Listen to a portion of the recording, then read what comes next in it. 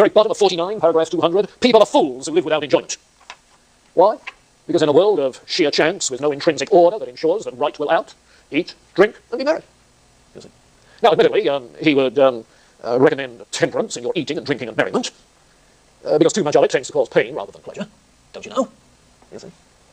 So you get a very different ethic resulting from Democritus' mechanistic materialism than you do from these others, who are pondering, reflecting on the idea of an ordered, law-governed creation, of which we're part, so that a law-governed life should be part of the whole picture.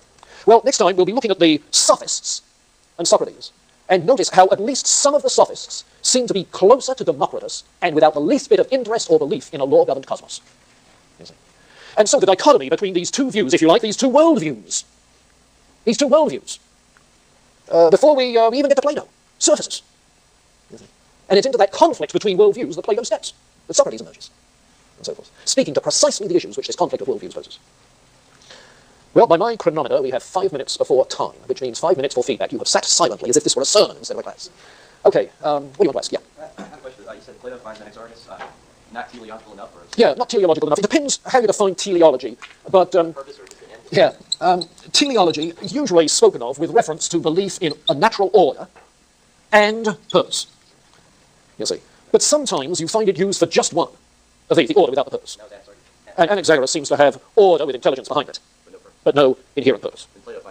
Yes. Plato wants to say that natural processes are end-achieving, or if you like, there are ideals inherent in all natural processes as what they should accomplish. Okay. You're familiar perhaps with teleological arguments for the existence of God. Some people speak of an argument simply from the orderedness of nature as a teleological argument. But a full-blown teleological argument would be the kind of orderedness which gives evidence of intelligent purpose. So the terms are ambiguous. Yeah, Ruth. Was it from this idea of Democritus that things of this dimension that empiricists picked up on the other constant conjunction? Yeah, very much so. I said last time that the pre-Socratics sort of pose the agenda for Western philosophy. There's a sense in which they also stake out the alternatives. There's empiricism versus speculative rationalism.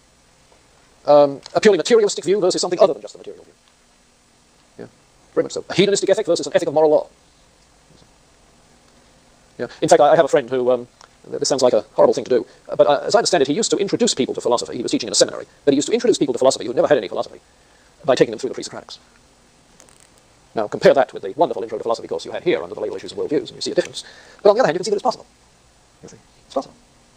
Obviously, you have to supply an awful lot in addition, but it sets the agenda, and for that matter, it poses the main alternatives.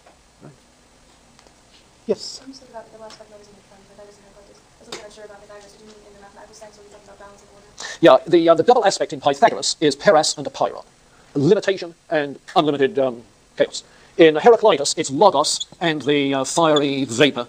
Oops, I said vapor, fiery vapor, which is the way he talks about the natural elements. Yeah. So these are the two aspects of one and the same thing. Notice that not only is the emerging God in this account not an ex nihilo creator, the emerging God isn't really a transcendent God. In Pythagoras and Heraclitus, just another aspect of nature. It's almost a pantheistic anticipation. Anaximander comes perhaps closer in implying that this nous is always unmixed. It never is mixed up with all the elements.